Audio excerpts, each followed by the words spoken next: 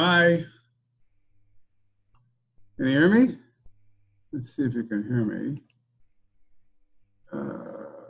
Sound settings. There we go. Good morning. Good morning. Priscila? Yes, that's me. All right, good morning. Waiting for everybody else to join us. Okay. That's my phone. I'm Warren at ICFJ. Nice to meet you.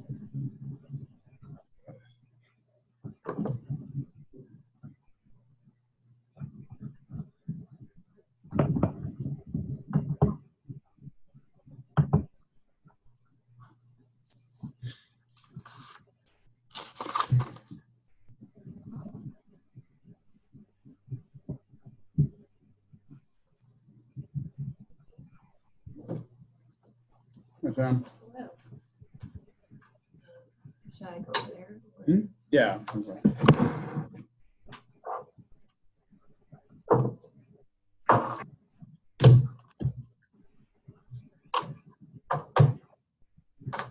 Não, pode falar.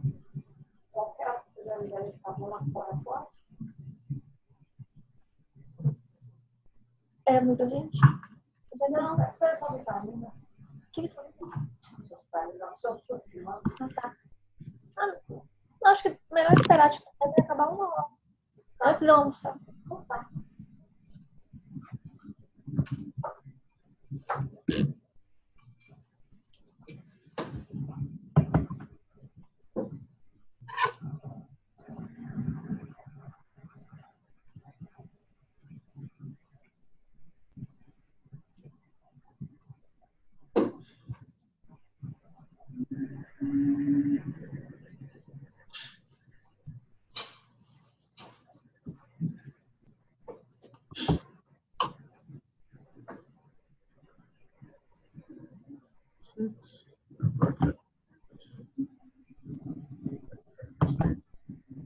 Okay. Yeah, we'll probably start a few minutes after 9 time, waiting for the other panelists to join. Okay. I'm Sam, by the way. That's Sam. Hi, Sam. Nice to meet you. Yeah.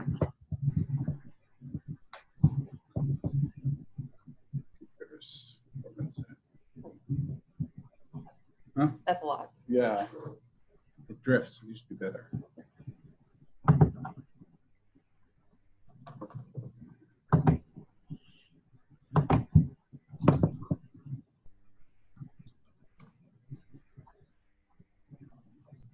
Remind me, Priscila, where are you located? I'm sorry? Where are you located? In Belo Horizonte, Brasil. In where? Brasil. Good. Okay.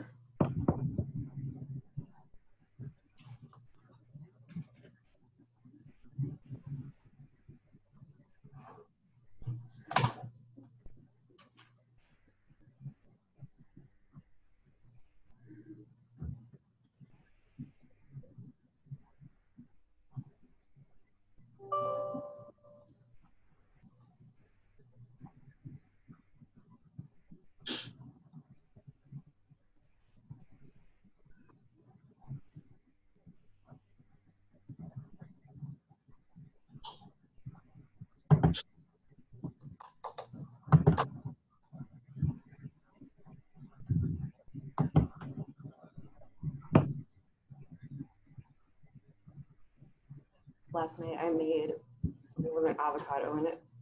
Mhm. And you know how like you like take the knife into the pit to, like out? Right. The pit was really stuck on the knife. Oh.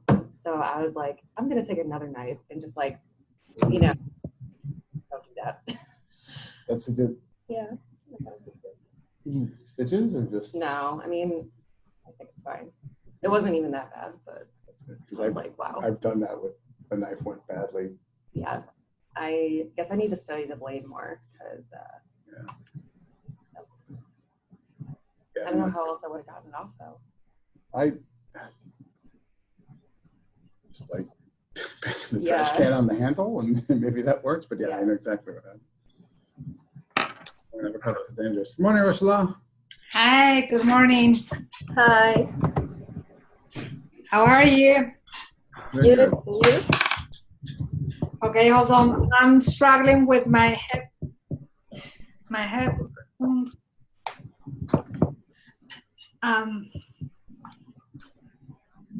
Alrighty.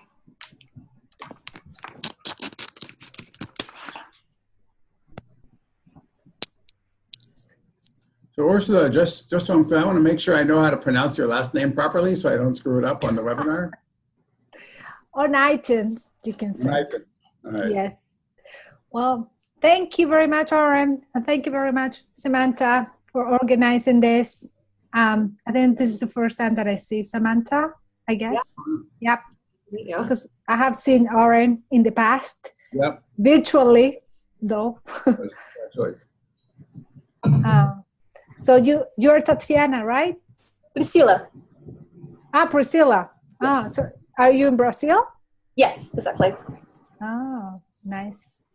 Well, right now I'm here because I had a meeting here in a Spanish newspaper, so it was getting late. It was longer than I expected, so I'm remain here for this webinar. So that was very nice. They borrowed me a room. Oh, good. Yes. So I'll do it from here. All right. I'm gonna email Tanya. Tanya. So are we gonna share screen? I wasn't planning on it, but if you Okay. have something you want to share, we may be able to do that. Mm-hmm. Because it's easier to understand what we're doing and to show it on the screen. I don't know, because I didn't think about that before, and it's just this morning, right now, like an hour ago, I was like, "Ooh, I didn't ask for this," because So I don't know. how many slides do you have? Just one or two? Because I'd rather No. focus on just doing the discussion. You'd rather focus on the discussion.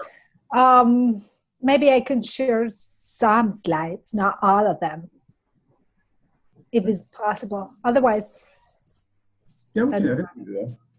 Yeah, you can maybe share them as they are relevant to things you're talking about, like kind of as you need them. yes. Yeah, I mean, because as you know, things that we do at Civil, they're so complex sometimes.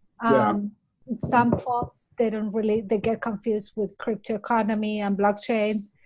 So sometimes it's better to show something than just, because that way they see the different structure. Okay. Like Yeah, we can do that. So what I was hoping to do at the beginning anyway is spend about 5 minutes or so for each person to just give sort of an overview of what you're doing and what your particular approach to the business is, and a good time to do that. Does that make sense? Okay. Right. Yes. Yeah. Sure.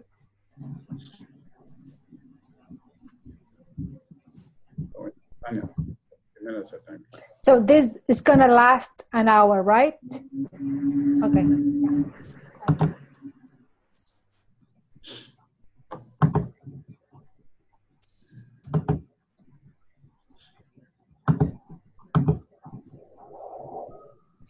Sorry, Tanya. Yeah, I'm just gonna share the link.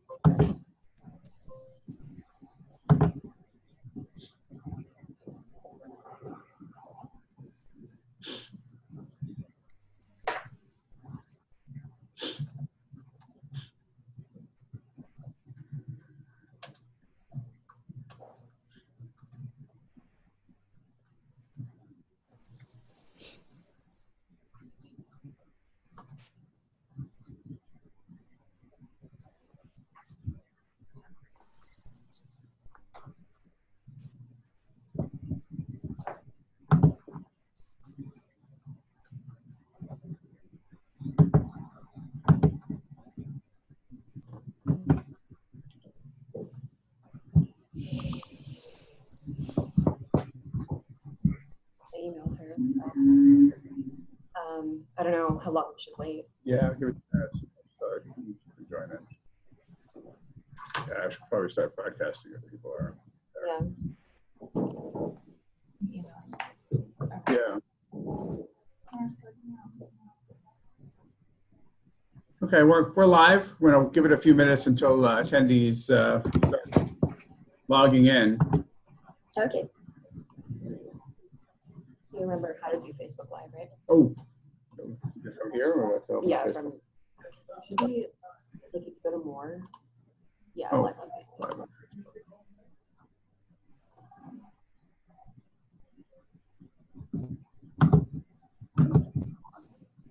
Oh. Yeah, you. Yeah.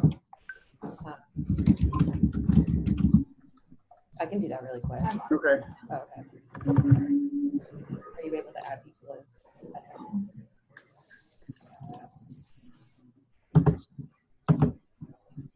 It's a lot. Or should I do it in my account? Yeah, you can just do it in your. Okay.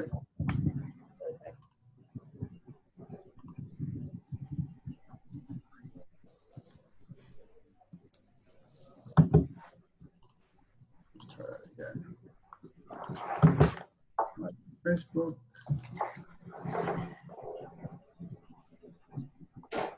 In the group.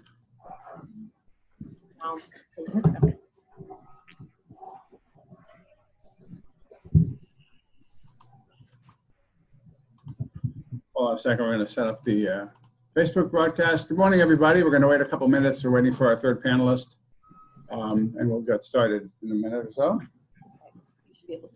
All right. Now we're going to start a live Facebook stream.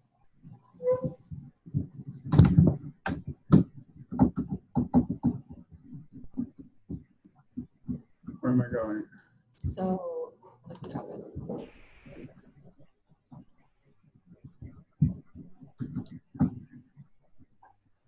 Event? On the page. Page manage. Oh, there it is. Yeah, make sure. Posting your internet.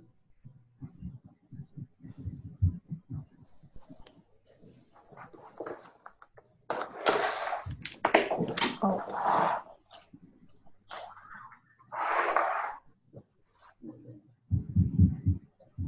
Review. And I can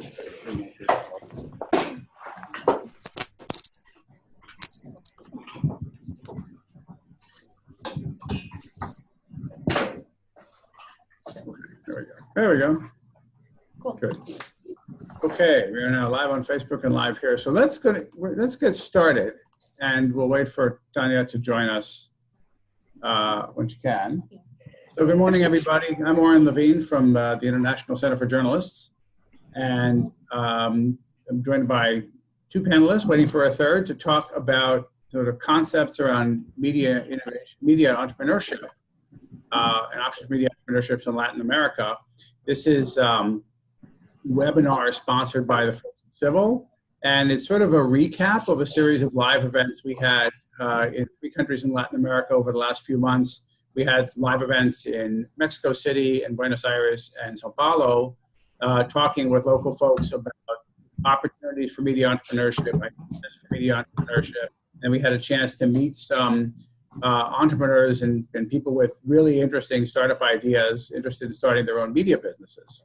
So we're really joined here by Priscila Brito from Brazil, who's a music journalist, co-founder of Festivalando, an online travel guide on music festivals. She's also a former ICFJ fellow and founded a thing called Negocio.jor, which I'm sure I pronounced badly, that shares resources and insights in entrepreneurial journalism. And we have Ursula O'Kuinghttons. She's the regional lead for Latin America and Europe at Civil, and she'll explain a bit more what Civil's trying to do, building a new platform for independent media. She's a 17-year veteran of the media industry, starting as a journalist at Reuters, worked for El País, worked for other TV channels in Spain, and now building news partnerships across the Latin American continent. And we're hoping in a minute or so we'll be joined by Tania Montalvo, who's executive editor for Animal Político in Mexico.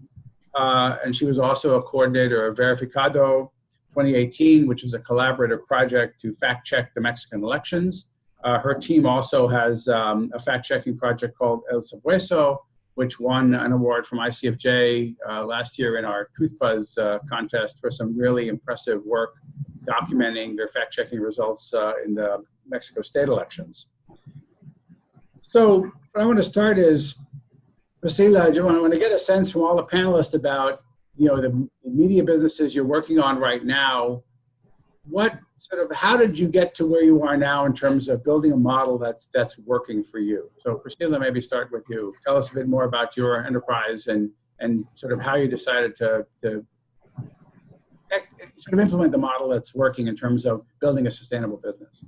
So, as you said before, I'm the co-founder of Festivalando, which is a travel guide on music festivals. So it's a very specific topic. It's a niche website.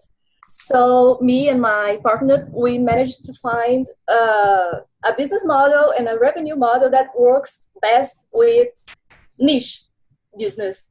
And in our case, and which works best for travel sites in Brazil in general, is mainly affiliate marketing.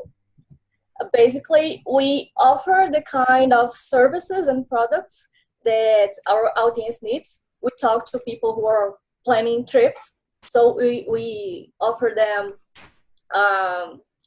hotel bookings, travel insurances, ticket flights through third-party companies, of course. We don't sell directly, but we get a commission fee from the sales. So basically, this is the core point. We offer what our audience needs. We offer the information they need to plan the trips, and along with it, we offer also the services they need, and that's where the money comes from. We also, now that we're growing our audience, we are also making money through ads, but it's not at all the main source of revenue. We know that this cannot support and make our business sustainable, but is a second relevant source right now for us. Mm-hmm. That's good. We had actually a question from one of the attendees about the how you build a business around a niche market like yours. Do you think that sort of affiliate marketing model works for other sort of niche areas, maybe like weather or climate news, or is there something particular about entertainment that makes it special? Yes, actually, it works very well for tech sites, lifestyle, fashion, this kind of niche sites. But I was thinking about this question specifically the climate and weather news sites. And I think that depending on the approach of their climate news, I don't know if they have stories related to the effect of climate on the environment right now, which is a very, very relevant issue nowadays.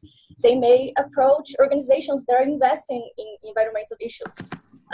Also, I think they should try to use their expertise on weather and climate and create a service or a product for companies or individuals whose business depends on weather information. They can charge to produce weather reports, provide data sets, and so on to people who rely and really depends on weather information. Great, thanks. Let's move on. Ursula, you also want to sort of give us a sort of 5-minute overview of like what kind of businesses you guys are working on at Civil and sort of what's working and how that model is working. Mm-hmm. Thank you, Oren. Well, first of all, I'm a journalist myself. I've been working in the media industry, as you say, for more than 17 years. And as a journalist, I have seen how everything has evolved. Everything that I learned at the university, I have to relearn it now, because none of the things that I was taught, the basic of journalism is still there, and it will always be there, on how to write a good news, how to find articles. What it changed is the newspaper business model, and it changed the distribution of the news. And that's where everybody in this room, no, not this room, what should I say, this network, we are concerned, and that's why we're gathered in this meeting. So that's why I became very keen to find a new technologies, and that's Civil. Civil is a platform for a sustainable journalism. We started a year ago. We're based in New York City, though I'm based here in Madrid, in Spain. But the platform is mostly 80% of the staff is in New York. We are journalists working with engineers. We are all trying to figure out what is happening with journalism right now, because as things have changed, we have to change our mentality as well on how do we produce news. So in that change, we know that journalism is in crisis. That's not new for any of you. You know that very well. And why is in crisis? It is crisis basically because of the public confidence is at historical low. And the current business model is collapsing. So, and to do good stories is expensive. It's expensive to go out and report. So, and it's also because of the fall of the press freedom throughout the world. And the last part, you know, that between Facebook and Google, they take a big chunk of the digital ads. And this is a reality, and we won't change it. We just need to be creative to try to find new things, new models. So in Civil, we are basically a platform. And this platform is owned by journalists. And we're driven by a governance system that is the community worldwide. And those newsrooms, they have to be ethical newsrooms on the network. We public different stories and in this new ecosystem. And why is important for journalists? Because we are experimenting and we're using blockchain technology. And we have our own cryptocurrency, which is called Civil, CVL. We had our first failure, as some of you might know. We didn't succeed with our token sale last October, but that didn't stop us because we do believe in the technology still. We know that the technology is gonna be growing within the years. But you might be wondering why blockchain? And first of all, because blockchain is transparent and is immutable ledger. It has a paper trail. And it's a censorship-resistant archives, which is very important for countries like right now in Cuba, Venezuela, Nicaragua, some of the countries in Latin America that they're struggling with these issues. And secondly, because it's cryptographically verifiable identity. I mean, you can write, you can be to have an open identity, but you can have a pseudonymy as well, which is important too for journalists that they're covering in places like narco territories, which is Mexico. You suffer that quite often. And it's a trustless peer-to-peer interaction. So there's no middleman. And it's a community governance with direct payments. And this is very important. And this is why it's important for the new business model. Because with our own token, Civil token, you can interact with readers worldwide. So it's a direct payment through the blockchain. And we use Ethereum blockchain. And why do we use Ethereum blockchain? Because they're adding the smart contract. With the smart contract on the Ethereum blockchain, we have this community of governments with direct payments. And the smart contract, they capture value. They're licensing the content as well and the syndication. We had a partnership with AP, the Associated Press, because as you well know, Associated Press, a lot of actually news press, they lose a lot of money once they upload their content on the internet. For example, they pay for a photographer, they send this photographer to Afghanistan, he risks their life taking that picture in Afghanistan, and once that picture is on the internet, you lose track of that. So on the blockchain, you can fingerprint that picture, you can track that picture, and you can receive payment through a smart contract with that picture. So go ahead, no, finish. So you can interrupt me because I'm blah, blah, blah, blah, blah, but you can stop. I was going to say, so given that infrastructure, what's going on right now with the network of civil newsrooms? How many of them are up and running? That's sort of most successful sort of business now on that platform, making use of all that stuff. So right now we are building this community very rapidly worldwide. So far we have 18 newsrooms on the platform with more than 150 journalists.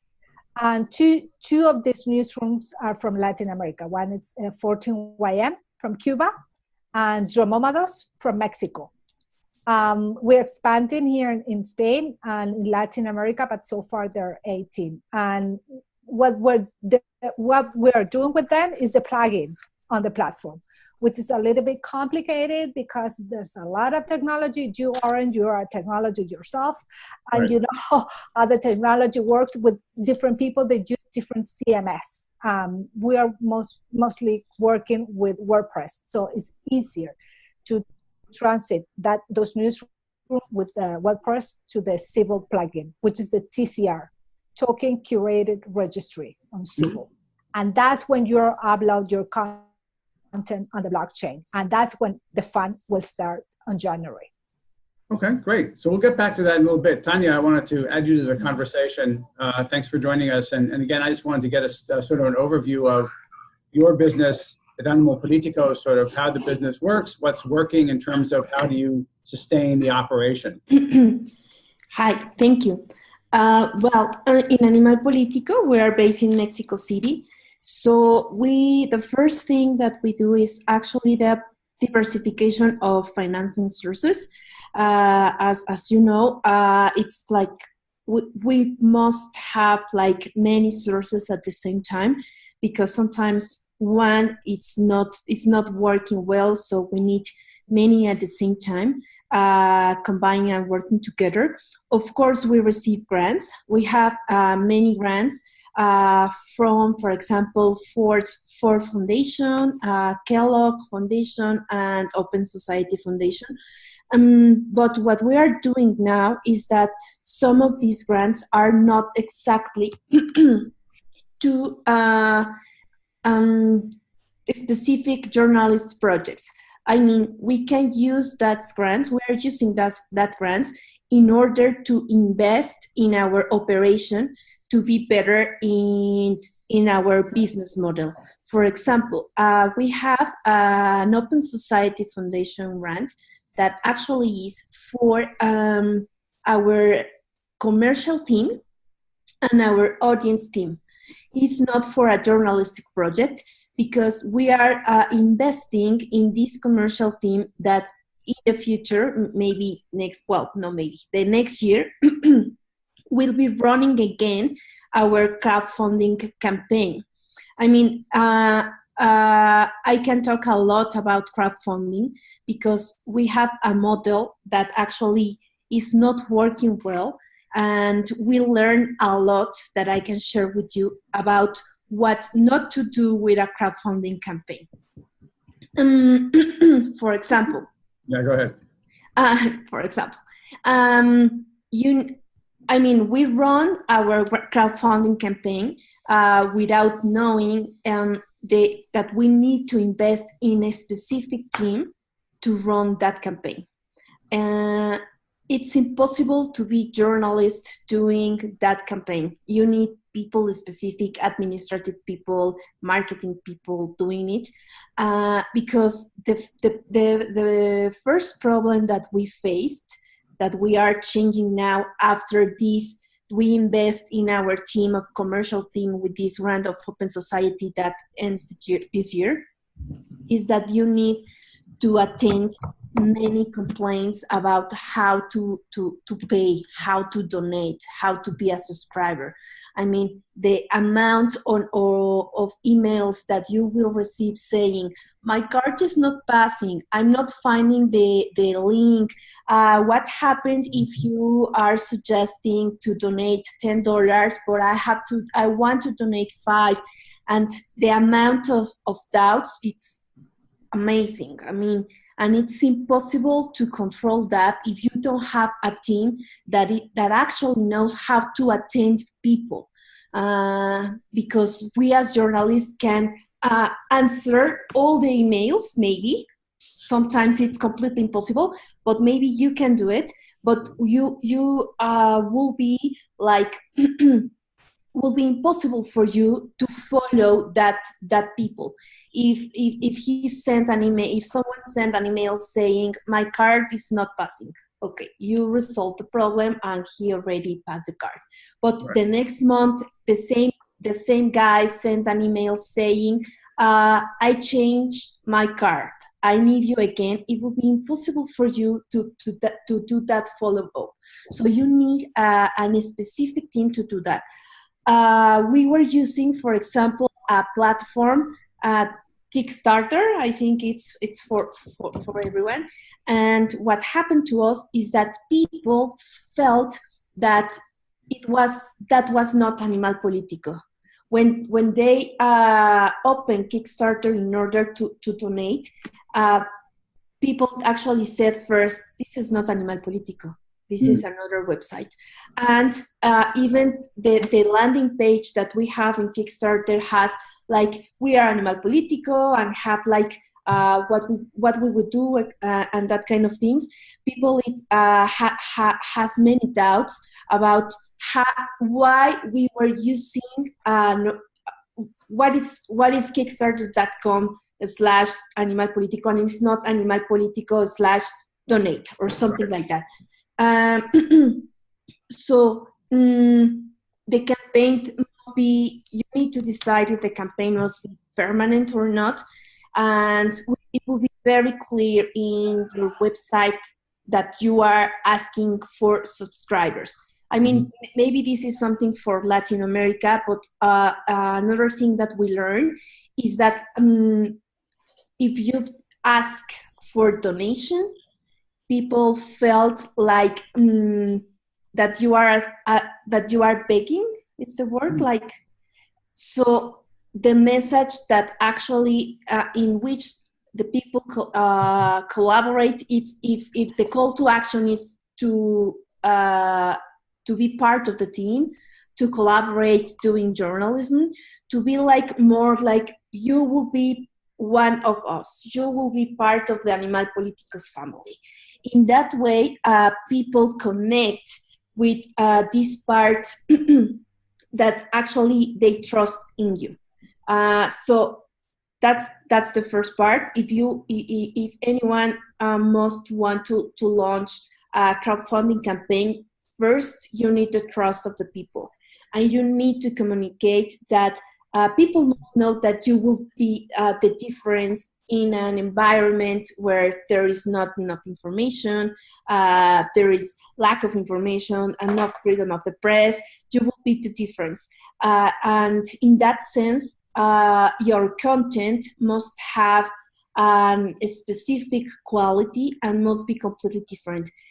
Because if you have the same as another media has, actually it's kind of difficult people to be your subscriber. So if you have like a specific investigation, a special investigation, that's a very good time to ask people to collaborate. I mean, the days where our crowdfunding campaign reach more, when we launch our investigations. In that moment, or at the end of Verificado 2018, that we close this project, people start to say, we need quality information, we need verification, Animal Político, we trust in Animal Político. So in that days, we reach a lot of new subscribers. And finally, for the crowdfunding campaign too, is the ideal is to have subscribers. I mean, payments every month, because if we ask for donations, that if you want to donate only once, what happens is that maybe when you ask, you will have many donations, but won't be enough. So it's easier to ask less. I mean, instead of, I don't know, $25 for one, or $50 for one time, to ask for $10 every month, Right. during 5 months. So we are launching this campaign completely different next year, with all these that we are talking now, and we are our big dream is to have like a lot of subscribers, in order to have like monthly a specific amount, and people that actually will be part of our community. Okay, great. So what I'm hearing from all three of you is that sort of the traditional model of advertising to support media seems to be either less important or not important. I know, Priscila, you mentioned you have a little bit of advertising.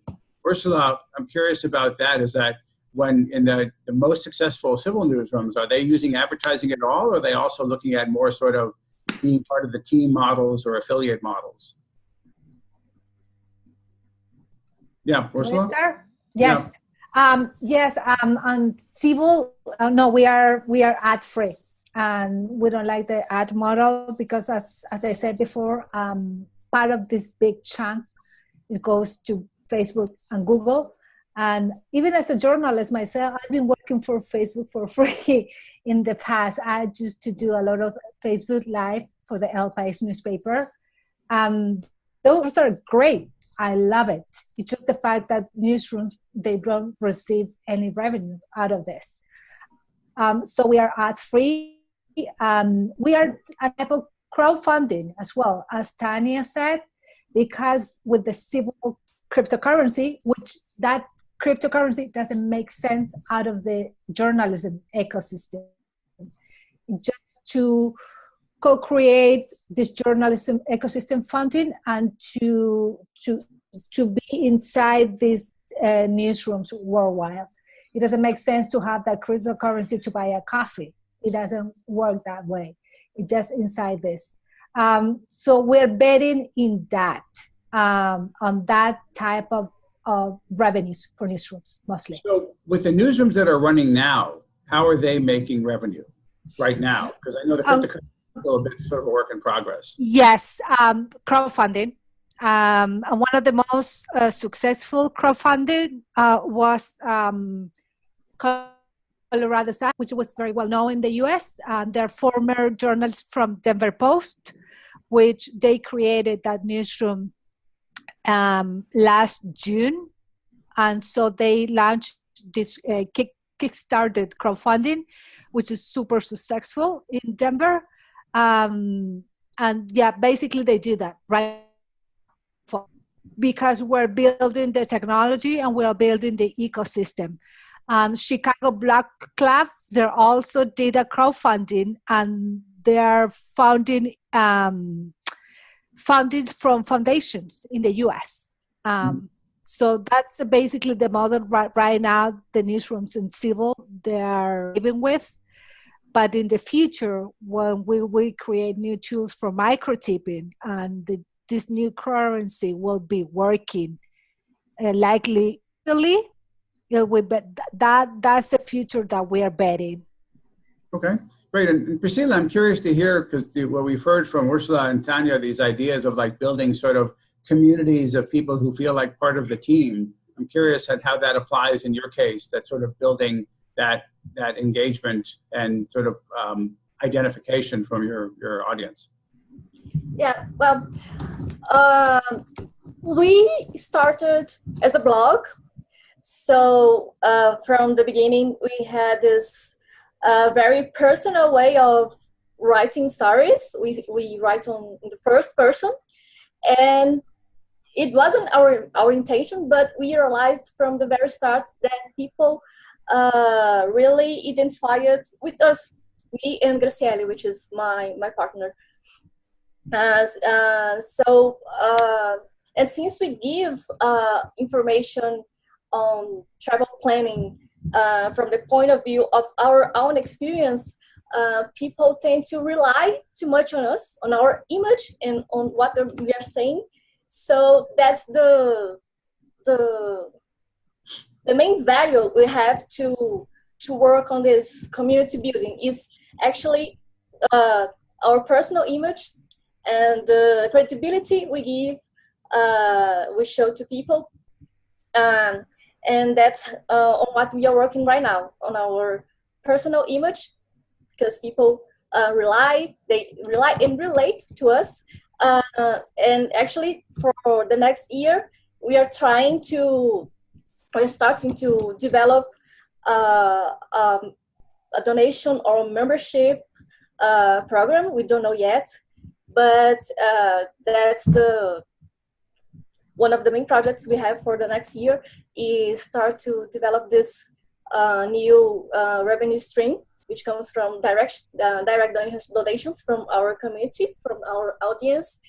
And the idea is to replace the ads, the money that comes from ads right now, to the donations from the audience. Mm-hmm. So let me pivot a bit. So I'll start with Priscila. I want to hear from everybody. So the hard part is then, how do you know it's working? How do you sort of measure both the impact your work is having on the audience in terms of the information, and then sort of how does that impact relate to how you support the business? So how are you measuring your impact and reach, and then making that sort of closing the loop back to the business? Priscila, let's start with you. So it's pretty hard to measure impact. We still didn't figure out how to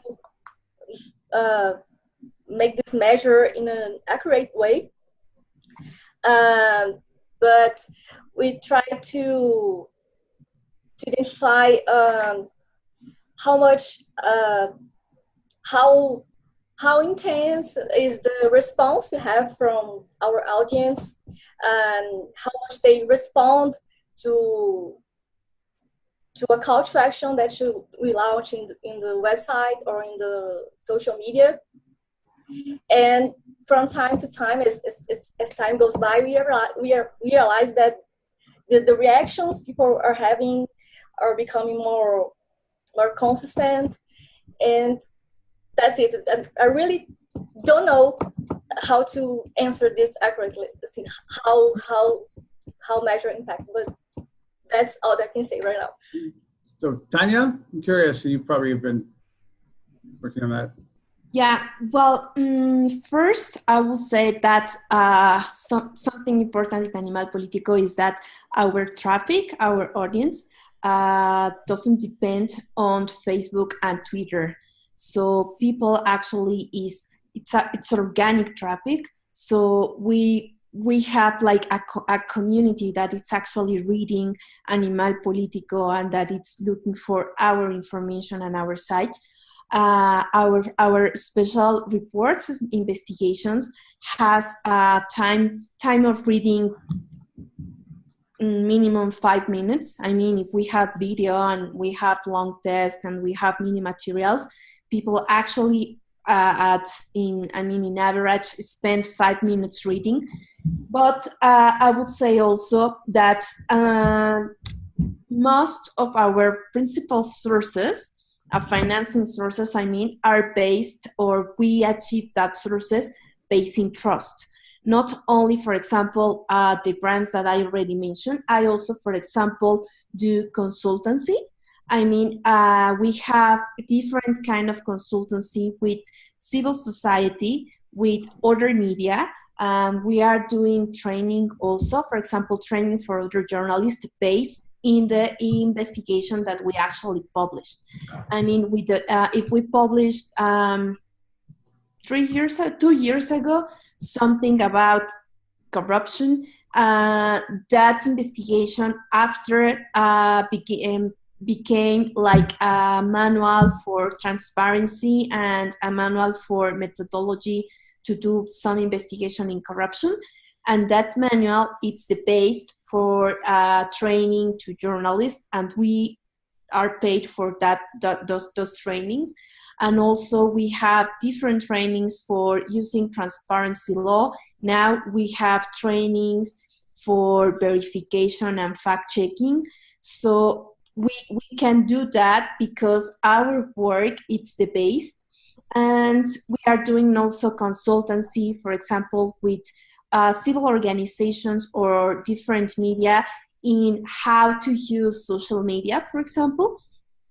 As I said, we have in Twitter our account, Animal Político. It's the base of that account is a dialogue with readers. So we have like this training with civil society in order how they need to communicate their messages and not to be like no one talking with them when they announce something big, something that they are investigation and see as a civil society. And well, we have programmatics too. As I said, we don't depend on Facebook, on Twitter, on traffic, so that's an important revenue too. And what we are trying to give with this new crowdfunding campaign, to give like to attract more readers, saying that they will be part of our investigations, because we know, for example, the last 2 years, this and the last, we published like a trailer with the investigation, and we can measure that people actually really entertained with that trailer and said what will happen. So now we are offering, and not we will publish the trailer, but if we are a subscriber, you will have first the investigation. And that it's working because this community of people that it's that have been following Animal Político for the last 7 years, actually they really want to know first what we are doing. Right. So Ursula, I'm curious, you mentioned that there's a civil-based newsroom started up in Cuba. I'm curious how they're dealing with the challenge of sort of measuring impact and understanding audience engagement in that environment. Well, as you know, 14YM or 14y medio, people they know in Cuba, it's been out there for 10 years. And Joan Sanchez, she's been struggling, first of all, with censorship in Cuba for the Cuban government. One of her interests of joint civil was the things like what the blockchain could do for them, which once they upload their content on the blockchain is censorship resistant.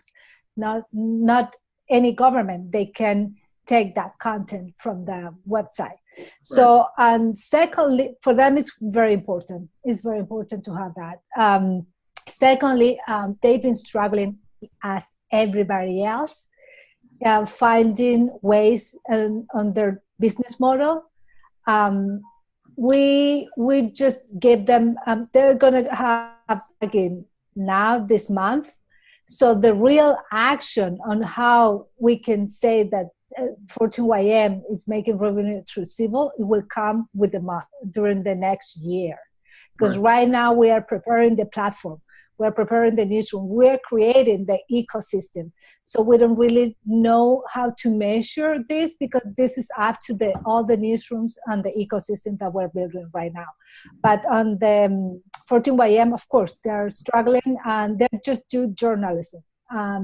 Joanne, she has her own brand, and she has programs from Deutsche Welle, and she does speeches all over the world, and that's the way they crowdfunding so far for their platform.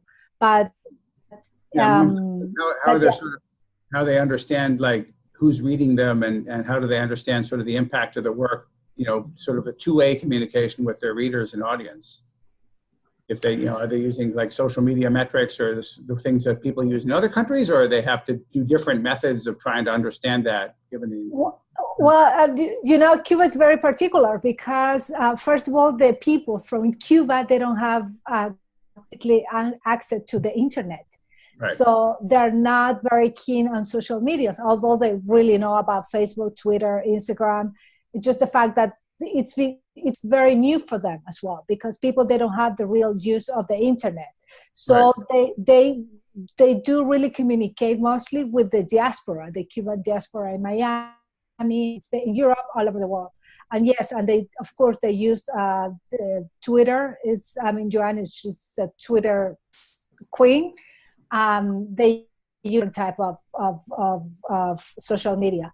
Though the social media, it's not as big as it was a year ago. Interesting. So I'm curious, I wanted to open it up to see if any of you had questions for anyone else on the panel. We have three journalists on the panel. I think it's an opportunity to hear you sort of ask each other questions based on what we've talked about so far. The big themes I'm hearing so far is this idea of like finding business models beyond advertising, which seems to be what I'm hearing from everybody. And then the challenges of sort of measuring impact and engaging with audiences. So I don't know, Priscilla, if you have any other questions for anybody? No, did we lose? I think we lost the script. Uh-oh.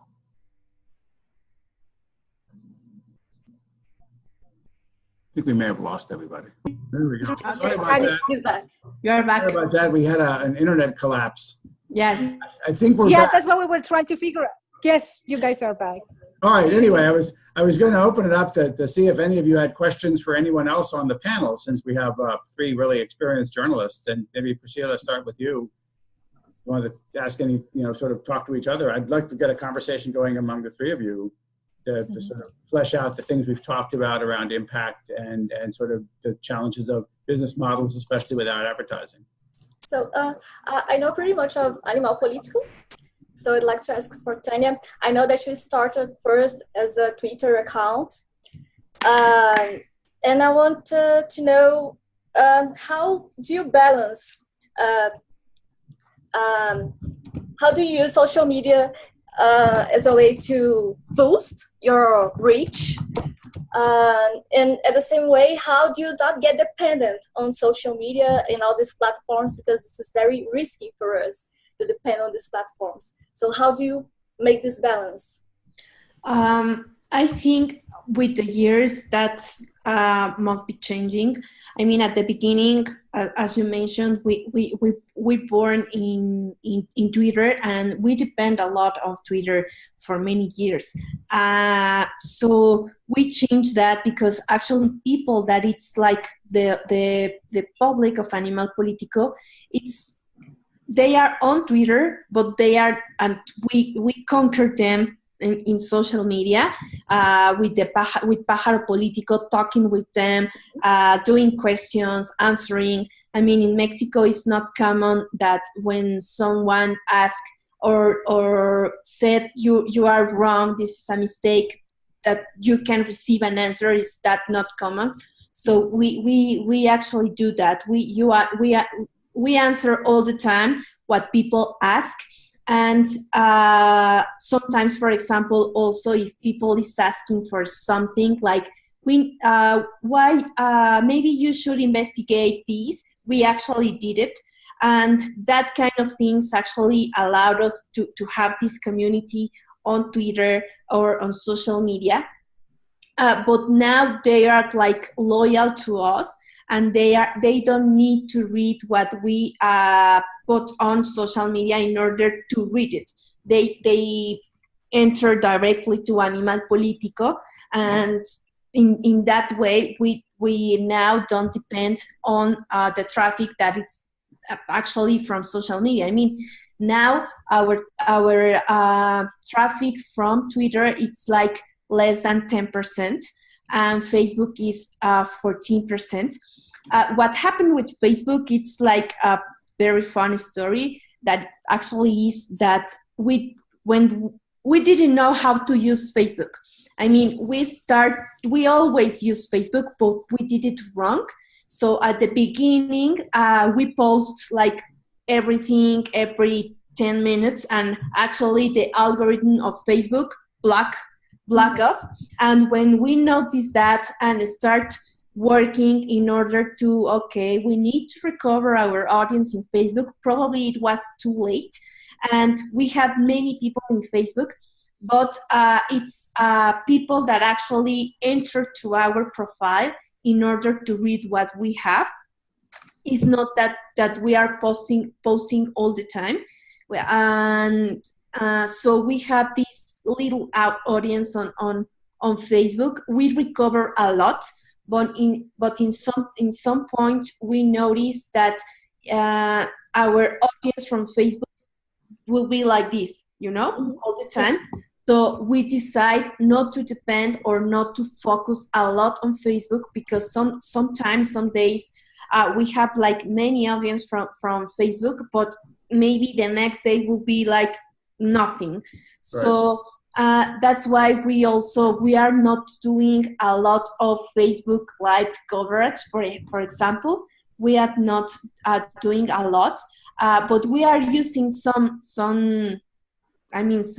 things like we publish, we post, and actually we have community on Facebook, and if people ask something on Facebook, we answer too. So actually, a bigger question, Tania. So you're also getting story ideas from the audience through Facebook or other channels? Yes, we receive more by email, but for example, with Verificado 2018, actually it was from the audience. With the hashtag I want you to verify, quiero que verifiquen, we receive many of the things that we actually verified. With this hashtag, we receive by Twitter, by the audience, the disinformation or the fake news that we need to verify, even before that they went viral. And this was because people that actually receive it, I don't know, by WhatsApp, before to be in a public channel as Facebook or Twitter, they send it to us in a public channel. So that was like the biggest moment when we actually work directly with the audience, because in the daily work in Animal Político, we receive a lot from the audience, but because it's most of the time about corruption, people didn't feel comfortable doing it in an openly way. They are not doing it on Twitter or on Facebook. We receive a lot of emails with possible corruption cases. But with Verificado, it was actually all the time the audience contribution, saying what to verify and what they need to read. Great. Excellent. Thanks. Any follow-ups, Priscilla? No, that's right. Ursula, any questions from you for the other folks? Yes, yes, I will. I love both of these newsrooms, and Animal Político, of course, is the one that I know because I don't speak Portuguese. But Animal Político, of course, is very well known. In Spanish-speaking countries, and I know that you guys were starting to be big because of the Verificado. That's where you engage your public, and they trust on you. But I'm just wondering, how do you maintain that? Because people strongly agree that they're concerned about what is real and what is fake on the internet. And this is highest in countries like Brazil, because I know that in Brazil, 85% of the population are concerned about this. Yes. And 69, and in the United States, 64, I think, something that according to Reuters, not to me, Reuters Institute. So this is something big, because you have a strong newsroom, and you engage with your audience, and that's the first step to make revenues in the future. How do you guys keep that engagement, and how do you tackle all this issue with the fake news? Tania for Animal Político, and Priscilla too. Yeah. Can I do it for both? Yeah, sure. Well, how do we maintain the engagement? I think that the key is to first to maintain and to the quality of our content, because people actually know that we will do something different from the rest of the press. So we now we have like 5 or 4 years like having a special investigation, a huge investigation that take more than a year each year. I mean, like something huge, and actually our readers are waiting for that, and they are also waiting to us to have like this investigation from topics that actually they want to read. So we are all the time talking with our audience about what are the topics that they care most for that specific year. That's why the last 2016 and 2017 we do specific reports about corruption. First in one part of the country, Veracruz, and then a federal case. But this year, 2018, we have an investigation about murders, because people actually think that we as press we are not giving special attention to violence when the violence is again rising up. And it's probably that the next year we will also focus in violence, because our audience is asking for. In disinformation and misinformation, we don't have anymore this project of Verificado, but we as Animal Político, we are continue doing fact-checking, doing debunking, and talking with our audience. I mean, we are not using anymore this hashtag I want to verify, but we have like a specific account for that actually is doing fact checking, that it's called El Sabueso. And El Sabueso is receiving like some messages with information that actually people is reading in social media. And we are still doing that, verifying that, even though we don't have this project Verificado. And it's probably that the next year we will have like a new project for verification according to what audience is asking. I mean, we are not doing Verificado anymore, but we can do something different for the public that is actually, as you said, it's very concerned about polarization, about hate speech, and about fake information that is in the web. Actually, I'm curious, Priscila, I know that misinformation and disinformation was a huge story in Brazil in the recent elections. And I know you're working in sort of maybe a slightly different vertical, but I'm curious whether that whole phenomenon affected your work as well. Well, I was not actually affected, because it's a completely different world. I write about entertainment and lifestyle, but anyway, there can be also misinformation and fake news and whatever in every segment. And I think that, first of all, you have always to keep listening to people, to what they are saying, to actively listening to your audience, because this makes you respond to their demands, to their doubts, to their concerns. And this is what helps you build trust, builds a connection to your audience. And once you have this connection, this relationship built, it's less likely to have misinformation affecting your job. So build a connection, a relationship to your audience through actively listening and to actively responding to them. This is very important in every segment. Great, thanks. So Tania, a question from you for maybe one of our panelists? Well, I want to know if there is a specific plan, or if you think it would it would be necessary and a specific plan in order to face the Bolsonaro effect, because I mean the freedom of the press could be threatened now. Yes. It's like very, very, very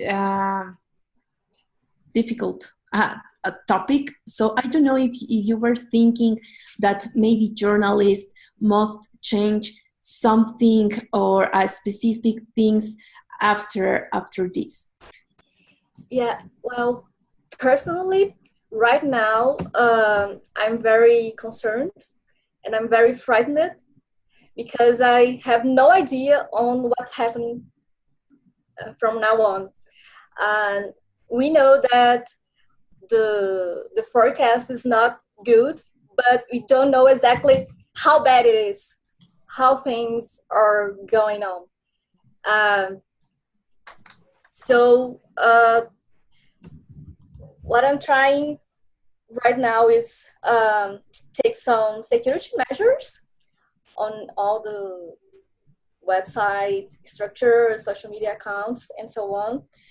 And basically that's it, because it's how everything happened, how Bolsonaro grew into this